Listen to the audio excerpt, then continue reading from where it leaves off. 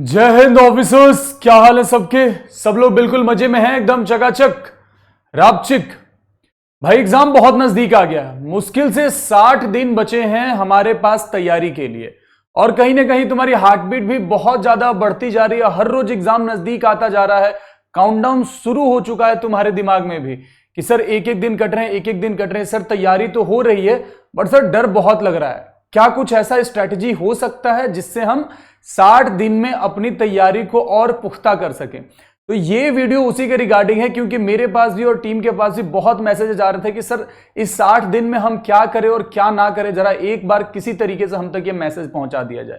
तो भाई आ गए हैं तुम्हारे सामने तुम्हारी हर क्वेरीज को दूर करने के लिए कि इन 60 डेज में आपका क्या गोल होना चाहिए, आपको कैसे 60 डेज को यूटिलाइज करना है प्रॉपरली, ताकि आप अपने लक्ष्य के एक कदम नजदीक पहुंच सके। आइए जरा बात करते हैं। देखो मेरे भाई, तैयारी करने वाले बहुत से बच्चे हैं, बहुत सारे बच्चे हैं। कुछ बच्चे ऐसे हैं जो ऑलरेडी बहुत टाइम से प्रिपरेशन कर रहे हैं, कुछ बच्चे ऐसे भी होंगे जिन्होंने पेपर पहले क्लियर कर रखा है, असेसमेंट हॉल के चक्कर में फिर से तैयारी कर रहे हैं। कुछ बच्चे ऐसे जिन्होंने पहले तैयारी की होगी बट किसी कारण नहीं हुआ पेपर, तो फिर तैयारी कर रहे हैं। और कुछ बच्चे ऐसे भी होंगे, कुछ बच्चे ऐसे भी होंगे जो नींद से अब उठे हैं कि अरे दादा पेपर आ रहा है, हमने तो फॉर्म भरा था एनडीए का, 60 दिन बचे हैं, तैयारी कैसे करें। ऐसे भी हैं कुछ बच्चे, और कुछ नहीं, मोस्टली यही बच्चे हैं। तो अगर नींद से जग गए हो मेरे भाई, तो आ जाओ जरा समझ लो कि इस 60 दिन में कैसे आप स्मार्टली खेल के पेपर निकाल सकते हो। आ जाओ जरा। तो मैंने क्या किया ना भाई, मैंने बेसिकली पूरे स्टूडेंट्स ग्रुप को केवल 2 सेक्शन में बांटने का ट्राई किया है। एक जो ऑलरेडी प्रिपेयर कर रहे हैं, चाहे वो 6 महीने से प्रिपेयर कर रहे हो, 2 महीने से प्रिपेयर कर रहे हो, 1 साल से प्रिपेयर कर रहे हो, those were already preparing. And कुछ ऐसे चपंडुक लोग, they are yet to start the preparation. अब नींद से खुले हैं, अब नींद उठी, नींद खत्म हुई है, तो अब तैयारी करते। देखो पहले तो ये लोग जो प्रिपेयरिंग फेज में है, देखो भाई बहुत अच्छी बात है, तुम पहले से इस फेज में हो, तैयारी कर रहे हो, बहुत अच्छी बात है। तुम्हें बहुत ज्यादा एक्सपेरिमेंट्स करने की जरूरत नहीं है, क्लियर कट में बोल रहा हूं, तुम्हें बहुत ज्यादा एक्सपेरिमेंट करने की जरूरत नहीं है। अगर तुम अच्छे फ्लो के साथ तैयारी करते आ रहे हो, चाहे आप कहीं से भी तैयारी कर रहे हैं, चाहे आप कहीं से भी तैयारी कर रहे हैं, just go with the flow, just go with the flow gentleman. बहुत ज्यादा अपनी स्ट्रेटजीज के साथ खेलो मत। तुमने स्ट्रेटजी पहले बनाई है, चाहे किसी की मदद से बनाई हो, मेरी पिछली वीडियो की मदद से बनाई हो, खुद की बनाई हो, किसी और ने गाइड किया हो, स्ट्रेटजी आपने बनाई थी ना, उसके ही अकॉर्डिंग तैयारी कर रहे हैं ना आप, तो उस स्ट्रेटजी से हटना क्यों है? Just go with the flow. बहुत एक्सपेरिमेंट्स करने की आवश्यकता नहीं है आपको अगर आप तैयारी कर रहे हैं तो। चाहे आप हमारे प्लेटफॉर्म से कर रहे हैं या कहीं से भी तैयारी कर रहे हो, उससे फर्क नहीं पड़ता, उससे फर्क नहीं पड़ता। बस उस फ्लो को बनाए रखिए, रेगुलरिटी को बनाए रखिए, सब कुछ सही होगा। हाँ बस अब एक चीज पे ध्यान देना आपको कि जो फ्लो चल रहा है आपके पढ़ने का, हर रोज आप कुछ ना कुछ पढ़ रहे हैं, अब एक चीज उस शेड्यूल में बस आपको ऐड करना है। वो क्या ऐड करना है मेरे भाई? रिवीजन। वो आपको ऐड करना है मेरे भाई, रिवीजन। कहने का मतलब यह है कि अब आपको केवल नए कंटेंट पढ़ने पे ध्यान नहीं देना है, आपको नया कंटेंट तो पढ़ना है जिस फ्लो के साथ आप पढ़ रहे थे, साथ के साथ आपको अब पुरानी चीजों को रिवाइज भी रेगुलर करना पड़ेगा। ये तो समस्या है कि सर कैसे पुरानी चीजों को रिवाइज करें साथ के साथ। भाई वीकेंड्स, अब वीकेंड्स को पढ़ाई के लिए यूटिलाइज करना स्टार्ट कर दो। ये 60 दिन में घूमना फिरना बंद कर दो, वीकेंड्स को यूटिलाइज करो रिवीजन करने के लिए। साथ के साथ अर्ली मॉर्निंग को आप यूटिलाइज कर सकते हैं रिवीजन के लिए। कहने का औचित्य ये है मेरे भाई कि लेट्स से कि आपको मैथ्स का किसी पुराने पहले पढ़े हुए चैप्टर का रिवीजन करना है, फॉर्मूला, रिजल्ट्स, ट्रिक्स जो भी है, नोट्स बना रखे हैं आपने। आप क्या करेंगे, रात को आप जब भी सोने जा रहे हैं ना, अपने बेड के पास तकिए के नीचे कहीं भी वो नोट वाली नोटबुक रख के सो जाए। जब आप सुबह उठे, तो हमारी तो गंदी आदत है कि उठते सबसे पहले फोन उठाते हैं, तो आप फोन ना उठाएं, आप बेड से भी ना उठे, चुपचाप वो नोटबुक वहां से निकाले और जिस भी चैप्टर को रिवाइज करना है बस क्विकली उसको पढ़ ले, रटे नहीं, बस क्विकली उसको पढ़ ले। ठीक है, 15 मिनट लगेंगे, 20 मिनट लगेंगे नोट्स वगैरह पढ़ने में, पढ़ के छोड़ दिया, बस फॉर्मूलाज एंड ऑल जो भी चीजें आपने पढ़ ली, बस हो गया काम। पूरे दिन आपको जो पढ़ना है, जैसे पढ़ना पढ़ते रहिए। बाद में आप वीकेंड्स में या कभी भी 1-1.5 घंटे का आप वक्त निकाल के, पार्टिकुलरली मैं मैथ्स के लिए अगर बात करूं, तो पहले जिसका आपने रिवीजन किया सुबह में, उसके 20-25 क्वेश्चन लगा लीजिए अलग अलग वैरायटी के, और पार्टिकुलरली ना उस समय उन चुनिंदा क्वेश्चन को सेलेक्ट करिए जिसने आपको पहले दिक्कत करी थी। फर्स्ट गो में जब आप वो चैप्टर सॉल्व कर रहे थे, कुछ सवालों ने परेशान किया होगा, इस बार उन्हीं 20-25 सवालों को आप चुनेंगे और उसे आप सॉल्व कर लेंगे। अगर आप सोचेंगे कि सर 70 सवाल सॉल्व करेंगे, तो फिर नया वाला छूट जाएगा ना, नए वाले को भी लेकर के चलना है। तो 25 सवाल 30 सवाल अलग अलग वेरिएशंस के आपको करने हैं। वेरिएशंस ध्यान रखना, उससे क्या होगा कि सारा चैप्टर रिवाइज हो जाएगा, सारा चैप्टर रिवाइज हो जाएगा। इस तरीके से आपको रिवीजन भी करना है और नई चीजों को लेकर भी चलना है। यह बात क्लियर हो गई? उनके लिए जो प्रिपेयर कर रहे हैं बहुत एक्सपेरिमेंट्स मत करो। अब जरा इन महान लोगों पे बात करते हैं जिनकी नींद अब खुली है। चलो उठ तो गए कम से कम। देखो भाई, अब तुम इनसे कंपीट मत करो, जो ऑलरेडी प्रिपेयर कर रहे हैं। तुम्हारा कंपटीशन वो नहीं है, तुम्हारा कंपटीशन तुम खुद हो। उन्होंने ऑलरेडी बहुत सारे चैप्टर कवर कर चुके हैं, तुम्हें अभी स्टार्ट करना है। तो तुम वो सब कुछ कवर नहीं कर सकते जो उन्होंने कवर किया है। तुम्हें क्या करना पड़ेगा मेरे भाई? लिमिटेड कंटेंट, लिमिटेड कंटेंट, इस पे ध्यान देना पड़ेगा। हर चीज, हर चैप्टर कवर नहीं करना तुम्हें चैप्टर सेलेक्ट करने हैं based on their weightage, based on their difficulty level, based on their interest. सबको मिलाकर के लेकर के चलना है। ऐसा भी नहीं करना है कि कोई चैप्टर बहुत टफ आपने उठा लिया जस्ट इसलिए कि उसका वेटेज बहुत है, आपके लिए वो चैप्टर टफ है, लेकिन आपने उठा लिया वेटेज देख करके। अब ना वो चैप्टर प्रिपेयर होगा, ना कोई आसान चैप्टर प्रिपेयर होगा। तो आपको हर चीज का ध्यान रखना है कि वेटेज भी ठीक ठाक हो, आपको चैप्टर समझ में भी आए। समझ गए? ऐसे चैप्टर आप उठाएंगे। लिमिटेड कंटेंट तो रखना है, बट साथ में मेरे भाई अपडेटेड कंटेंट, अपडेटेड कंटेंट पे ध्यान देना। आप जो भी सोर्सेस फॉलो करें वो कंटेंट वहां पे अपडेटेड रहना चाहिए। ये बात जहन में गई। अगली चीज, आपको भी इस चीज का ख्याल रखना पड़ेगा, आपको लेकर के चलना पड़ेगा new plus revision. New plus revision पे आपको चलना पड़ेगा। कहने का मतलब यह है मेरे भाई कि तुम्हारे लिए तो सब कुछ ही नया है। अब तुम अगले 1 महीने का इंतजार नहीं कर सकते हो कि 1 महीने बाद से रिवीजन करना स्टार्ट करेंगे। नहीं, तुम्हें नई चीजें पढ़नी भी है और रिवाइज भी करना है। सिंपल सी बात है मेरे भाई। कोई व्यक्ति ऑलरेडी रेस में बहुत आगे है, अगर तुम्हें उसके बराबर पहुंचना है तो तुम्हें उससे ज्यादा मेहनत करनी पड़ेगी, उससे तेज दौड़ना पड़ेगा, उससे तेज दौड़ना पड़ेगा। समझे? उससे तेज दौड़ना पड़ेगा, बस ये बात है। तो इसलिए अगर ये लोग दिन के 8 घंटे मेहनत कर रहे हैं तो तुम्हें 10 घंटे 12 घंटे करने पड़ेंगे। अगर ये लोग दिन के लेट्स से कि 60 क्वेश्चन मैथ्स के सॉल्व कर रहे हैं तो तुम्हें 100 क्वेश्चन सॉल्व करने पड़ेंगे मैथमेटिक्स के, तब जाकर के आप एक लेवल पे खड़े होंगे और एग्जाम को फेस कर पाएंगे। समझे ये बात है? तो इन छोटी छोटी चीजों का ध्यान रखना है। सर ये limited content, updated content, sir आप ही इसमें हेल्प कर दो, कैसे सेलेक्ट करें चैप्टर? देखो, जो मैंने पहले वीडियो बनाई थी उसमें बकायदा मैंने दिखाया था कि 2024 में कौन कौन से चैप्टर से कितने वीडियोज आए, एक चार्ट दिखाया था। आप वो वीडियो को रेफर कर सकते हैं, बट स्टिल यहां पे मैंने एक बेसिक सी चीजें आपको दे रखी है कि आप कौन कौन से चैप्टर को यहां पे सेलेक्ट कर सकते हैं। जैसे कॉम्प्लेक्स और क्वाड्रेटिक, अगर आपने कॉम्प्लेक्स और क्वाड्रेटिक पढ़ लिया, चैप्टर दोनों ईजी है, दोनों बहुत ईजी चैप्टर है। लिमिटेड चीजें हैं, बहुत ज्यादा हाई फाई चीजें नहीं है, लिमिटेड चीजें हैं। घुमा फिरे क्वेश्चन उन्हीं कॉन्सेप्ट से पूछते रहता है, तो आप 8 से 10 क्वेश्चन रेडी कर लेंगे। पीएनसी पढ़ना इसलिए इंपॉर्टेंट हो जाता है, परम्यूटेशन कॉम्बिनेशन को तैयार करना इसलिए इंपॉर्टेंट हो जाता है क्योंकि सिर्फ ये यहां यूज नहीं होगा। अगर आपको प्रोबेबिलिटी पढ़ना है तो आपको पीएनसी पहले पढ़ना पड़ेगा, इसलिए आपको पीएनसी पढ़ना पड़ेगा। और साथ में भाई जब पीएनसी पढ़ लिया तो इसका छोटा भाई है बाइनोमियल थ्योरम यार, इसका छोटा भाई है बाइनोमियल थ्योरम। अगर आप एक दिन भी दे देंगे ना, आपका एक दिन में बाइनोमियल थ्योरम रेडी हो जाएगा, एक दिन में। तो इसको भी कर लेना। तो यहां से भी आप 8 से ज्यादा क्वेश्चन दोनों को मिलाकर के, पीएनसी अकेले ही कई बार 6-7 क्वेश्चन ले लेता है यार, 2-3 क्वेश्चन आ जाते हैं बाइनोमियल थ्योरम के। तो इस तरीके से आप यहां पे भी 8 से 10 क्वेश्चन इन दोनों को प्रिपेयर करके ला सकते हैं। और सबसे इंपॉर्टेंट, ये इसको अलग चैप्टर मानो, अलग यूनिट मानो, कुछ भी मानो, मैट्रिसेस एंड डिटर्मिनेंट, भाई ये चीज ही अलग है, ये चैप्टर ही अलग है।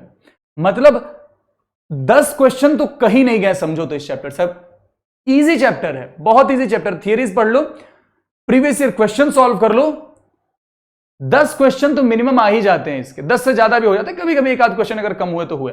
बहुत ऐसा चैप्टर, आप इस चैप्टर को सेलेक्ट कर सकते हैं। हाँ, अब अगेन प्रोबेबिलिटी स्टैटिस्टिक्स, कई बार होता है ना, प्रोबेबिलिटी का बढ़ जाता है, स्टैट्स का घट जाता है, स्टैट्स का बढ़ जाता है, प्रोबेब का घट जाता है। आप चाहें तो दोनों को प्रिपेयर कर ले, या किसी एक को प्रिपेयर करेंगे तो आपका भला ही होगा, बुरा नहीं होगा। अगर दोनों प्रिपेयर कर सकते हैं तो वेल एंड गुड, कर लें। लेकिन मेरे भाई प्रोबेबिलिटी ये ऐसा चैप्टर है ना, प्रोबेबिलिटी ये ऐसा चैप्टर है कि इसको समझने के लिए आपको पीएनसी भी सीखना पड़ेगा और सेट थ्योरी भी सीखना पड़ेगा। मैंने रिलेशन फंक्शन नहीं डाला यहां पे, मैंने केवल सेट थ्योरी डाल रखी है। तो भाई सेट थ्योरी छोटा सा प्यारा सा चैप्टर है, आप सेट थ्योरी को पहले अच्छे से पढ़ लीजिए, 2-3 क्वेश्चन वहां से आ गए तो वो भी आपका भला हो गया। और उसकी थियरीज जो है वो कहां यूज होती है? प्रोबेबिलिटी में। इसलिए प्रोबेबिलिटी पढ़ने से पहले आपका पीएनसी और सेट थ्योरी हो जाना चाहिए। ठीक है, आपने पीएनसी से पहले इनको कर लिया, कमांड हो गया, प्रोबेबिलिटी भी हो गया, स्टैटिक्स भी पढ़ लिया आपने, स्टैटिक्स पे भी हो गया। ठीक है, 15 से ज्यादा क्वेश्चन कहीं नहीं गए, 15 प्लस क्वेश्चन कहीं नहीं गए। अगर आपने इतना करते तो 20 तक भी जा सकता है, 20 से ज्यादा भी जा सकता है शायद। तो इस चीज का ध्यान रखेंगे, ये बातें होगी। अब ट्रिग्नोमेट्री बहुत बड़ा यूनिट है, ट्रिग्नोमेट्री एक कंप्लीट यूनिट है जिसमें आइडेंटिटीज वाला, आइडेंटिटीज एंड रेशियोज हो गए, ट्रिग्नोमेट्रिक इक्वेशंस हो गए, इनवर्स ट्रिग्नोमेट्रिक हो गया, तुम्हारा प्रॉपर्टीज ऑफ ट्राइंगल हो गया, तुम्हारा हाइट एंड डिस्टेंस हो गया। मतलब टोटल 5, मान लो कि उस यूनिट के अंदर 5 चैप्टर काउंट कर सकते हैं हम ट्रिग्नोमेट्री यूनिट के अंदर। अगर 5 पढ़ लो तो बहुत अच्छी बात है, लेकिन उतना वक्त है नहीं, अगेन लिमिटेड कंटेंट। उसमें जो सबसे इंपॉर्टेंट चैप्टर है मेरे भाई, जो सबसे इंपॉर्टेंट चैप्टर है वो है ट्रिग्नोमेट्रिक रेशियोज एंड आइडेंटिटीज, वो है ट्रिग्नोमेट्रिक रेशियोज एंड आइडेंटिटीज। तो आप ट्रिग्नोमेट्रिक रेशियोज एंड आइडेंटिटीज को जरूर कवर कर लें, जरूर कवर कर लें ट्रिग्नोमेट्रिक रेशियोज एंड आइडेंटिटीज को। 8 से ज्यादा कम से कम सवाल आएंगे। हां, अगर इसके बाद सर अगर वक्त बच गया, अगर वक्त बच गया तो भाई इनवर्स ट्रिग्नोमेट्री के बेसिक चीजें पढ़ लेना। जो तुम्हारा प्रॉपर्टीज ऑफ ट्राइंगल हुआ उसमें बस साइन और कोसाइन फॉर्मूला पढ़ लेना, एटलीस्ट केवल साइन और कोसाइन फॉर्मूला, और उसको अप्लाई करने सीख जाना। सवाल वहां से फंस जाता है, सीधे फंस जाता है। तो आप चलते चलते साइन और कोसाइन फॉर्मूला वहां से सीख सकते हैं। हाइट एंड डिस्टेंस बचपने में पढ़ा है तो अगर नहीं भी पढ़ो तो चलेगा, चीजें याद ही रहती है हाइट एंड डिस्टेंस की। लॉजिक जिसके पास होगा वो हाइट एंड डिस्टेंस का सवाल कर लेगा, तो उसको पढ़ो ना पढ़ो अलग से चल जाता है काम। तो इसलिए इसमें ट्रिग्नोमेट्रिक रेशियोज एंड आइडेंटिटीज को आप अच्छे से पढ़ लें।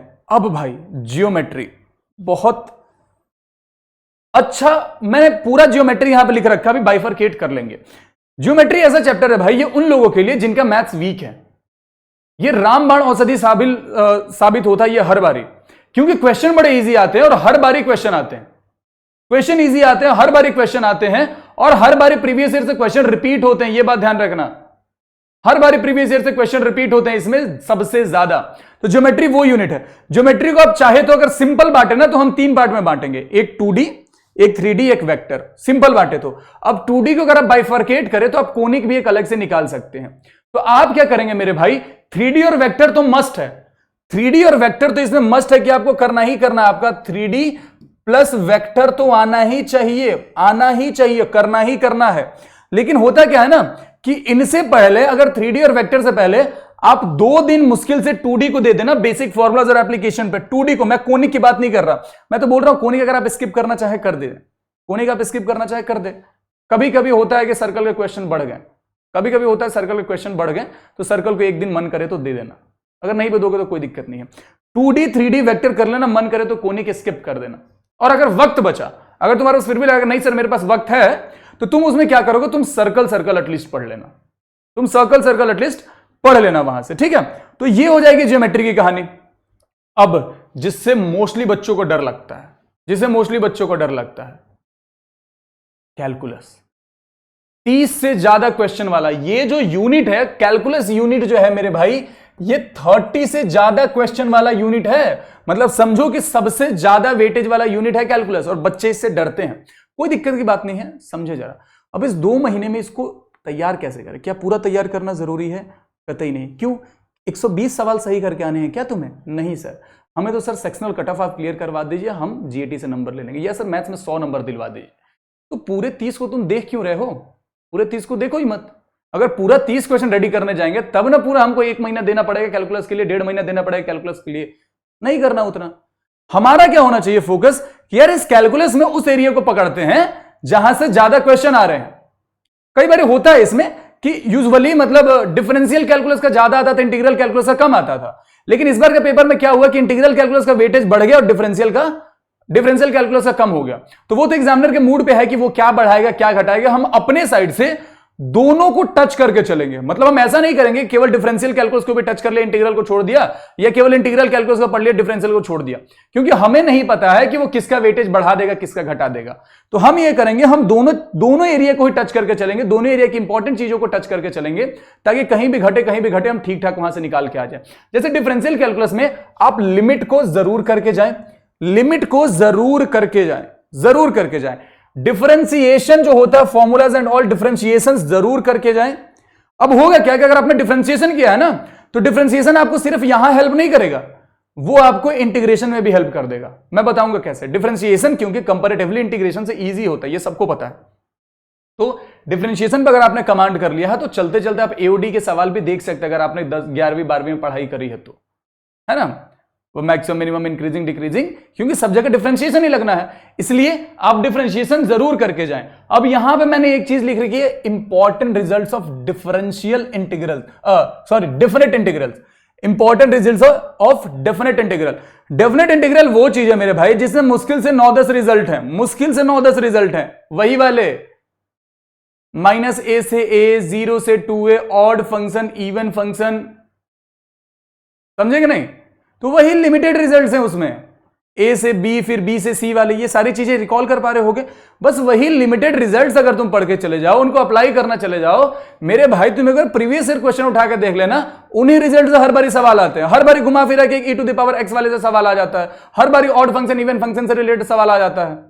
तो इसलिए इसके आप इंपॉर्टेंट रिजल्ट्स कवर कर लें। अब मैंने क्या बोला था कि ये डिफरेंशिएशन तुम्हें इंटीग्रल में हेल्प करेगा। कैसे हेल्प करेगा? मैंने यहां पे इनडेफिनेट इंटीग्रल लिखा नहीं है कहीं, ऐसा इसलिए मेरे भाई क्योंकि इनडेफिनेट इंटीग्रल को ना आप डिफरेंशिएट की मदद से भी सॉल्व कर सकते हैं। ऑप्शंस को पकड़ कर डिफरेंशिएट करते हैं, जो क्वेश्चन के पास पहुंच जाता है वो आंसर हो जाता है। इनडेफिनेट के लिए, डेफिनेट में वो काम नहीं करेगा, ठीक है? तो डिफरेंशिएशन इसलिए इंपॉर्टेंट हो जाता है। और एक इसका प्यारा सा पार्ट डिफरेंशियल इक्वेशन, एक प्यारा सा पार्ट इनका डिफरेंशियल इक्वेशन। भाई ये 2-3 क्वेश्चन दे करके जाता है, 2 क्वेश्चन तो मिनिमम दे के जाता ही जाता है डिफरेंशियल इक्वेशन, और टफ बिल्कुल नहीं है, टफ बिल्कुल नहीं है। एक तो घुमा फिरा ऑर्डर डिग्री का सवाल हर बार ही आ जाता है, ऑर्डर डिग्री तो निकालने सीख लो, एक फॉर्मेशन या सॉल्यूशन में से कोई एक आ जाएगा, फॉर्मेशन या सॉल्यूशन में से कोई एक आ जाएगा। चलो मान लो कि सर आपने तो इंटीग्रल के लिए मना किया है, अगर आपने सर इंटीग्रल के लिए मना किया तो सॉल्यूशन कैसे करेंगे? फॉर्मेशन तो कर सकते हो ना, डिफरेंशिएशन पढ़ने के लिए तो बोला है ना, फॉर्मेशन कर सकते हो। तो एक तो ऑर्डर डिग्री हो गया, किस्मत अच्छी रही फॉर्मेशन का सवाल आ गया तो डिफरेंशिएट करके फॉर्म कर लेंगे। तो इसलिए डिफरेंशियल इक्वेशन को आप कवर करके चले जाएंगे। ये मैंने अपने अकॉर्डिंग एक खाका तैयार करके दिया। अगेन मैं आपको प्रेशर नहीं दे रहा हूं कि तुम यही फॉलो करो, नहीं, मैंने एक रास्ता दिखाया है तुम्हें, आप इसमें कुछ चीजें ऊपर नीचे कर सकते हैं। आपको लगता है कि सर हम इस पार्ट को हटा के दूसरा पार्ट डाल देंगे, दूसरे पार्ट को हटा के ये वाला डाल देंगे, सर ये चैप्टर मेरे को समझ नहीं आता, मैं कोई और कवर कर लूंगा। Well and good, well and good मेरा भाई, अपने अकॉर्डिंग चीजें आप चेंज करें। मैं तो खुद बोल रहा हूं अपने अकॉर्डिंग चीजें चेंज करें। मैंने एक डायरेक्शन दिया है कि आप इस तरीके से आप चीजों को लेकर के आगे बढ़ सकते हैं। ये होगी उनके लिए जो अब प्रिपरेशन स्टार्ट करने वाले। अब अगेन अब कॉमन चीज जो पहले से प्रिपेयर कर रहे हैं उनमें, और जो अब प्रिपेयर करना स्टार्ट कर रहे हैं उनमें जो कॉमन रहने वाली है भाई, वो है अपना मॉक टेस्ट, वो है अपना मॉक टेस्ट। इसको मत भूलना, मॉक टेस्ट लगाने का भी वक्त आ गया है। जिन्होंने ऑलरेडी ठीक ठाक चैप्टर कवर कर लिए वो चाहे तो अभी से मॉक टेस्ट देना स्टार्ट कर सकते हैं, वो अभी से देना स्टार्ट कर सकते हैं। जिन्होंने अब स्टार्ट करना है वो ठीक ठाक जब चैप्टर कवर कर ले मेरे भाई, तब मॉक टेस्ट देना स्टार्ट कर देंगे। मॉक टेस्ट को भूलना नहीं है, ट्राई करें कि एटलीस्ट ट्राई करें ना, एटलीस्ट 10 मॉक तो लगा ही लें, मतलब एटलीस्ट 10 मॉक तो लगा ही ले। अगर 10 मॉक लगा लेते तो बहुत अच्छा है। सिंपल समझिए आप इस तरीके से कि 10 मॉक का मतलब मैथ्स में 1200 क्वेश्चन आप रेडी करके जा रहे हैं, 1200 क्वेश्चन। चाहे आप किसी भी प्लेटफॉर्म से तैयारी कर रहे हैं, चाहे आप किसी भी प्लेटफॉर्म का मॉक लगा रहे हैं, सवाल फंस जाएंगे सीधे मॉक से, समझे? इसलिए मॉक्स इंपॉर्टेंट हो जाता है। सर 10 बहुत ज्यादा है, जो अब तैयारी स्टार्ट कर रहे हैं भाई, तुम 10 मत लगाओ, तुम 5 तो एटलीस्ट लगाओ।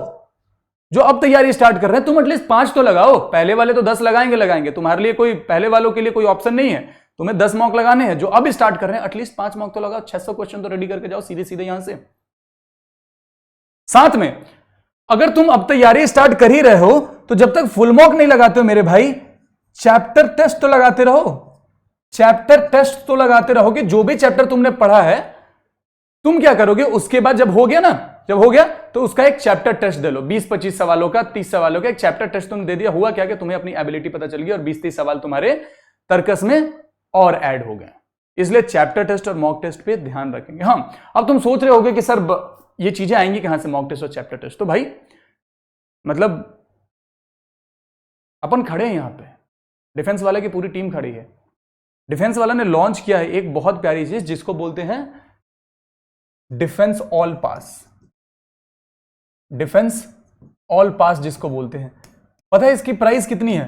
जस्ट 399। कितने दिनों के लिए? 12 मंथ के लिए,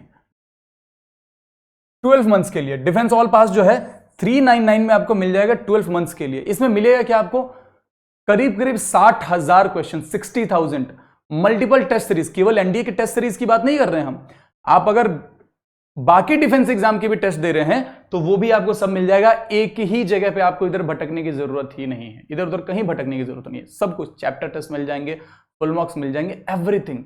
और 1 साल का सब्सक्रिप्शन है। 1 साल में तो एनडीए में होगे तुम, है ना? विश्वास करो ना तुम पे, बाकी तुम्हारी मर्जी। मैं तो विश्वास कर रहा हूं कि तुम 1 साल में एनडीए में रहोगे, अगला साल तुम वापस डिफेंस पास का यूज नहीं करोगे। मैं तो विश्वास कर रहा हूं, बाकी तुम्हारी मर्जी। तुम मेरा विश्वास तोड़ना चाहते हो या विश्वास को सच साबित करना चाहते हो। तो 1 साल का फिर भी तुम्हारे पास सब्सक्रिप्शन रहेगा, डिफेंस ऑल पास खरीद लेना, ठीक है? सब कुछ मिल जाएगा, सब कुछ मिल जाएगा। होप ये इस वीडियो से आपको हेल्प हुई होगी, आपको समझ में आया होगा कि क्या चीजें आपको कैसे लेकर के चलनी है, कैसे लेकर के चलनी है। और भाई थोड़ा सा डोंट पे बात कर लें 2 मिनट, डोंट पे कि क्या नहीं करना। भाई थोड़ा ना दूरी बनाना अब सोशल मीडिया से, थोड़ा दूरी बनाना सोशल मीडिया से बहुत जरूरी है। वरना होता है क्या है ना कि आप एक बार फोन उठाते पता नहीं कितने रील्स स्क्रॉल हो जाते हैं, पता भी नहीं चलता, ठीक है? तो थोड़ा सोशल मीडिया से दूरी बनाना, ज्यादा लोगों से बात मत करना बिना मतलब का, चाहे रिश्तेदार हो या दोस्त हो या बाकी तुम समझदार हो। बहुत कम वक्त दो किसी को। इस 2 महीने को अपने आप को डिवोट करो, अपने गोल के लिए डिवोट करो, समझे?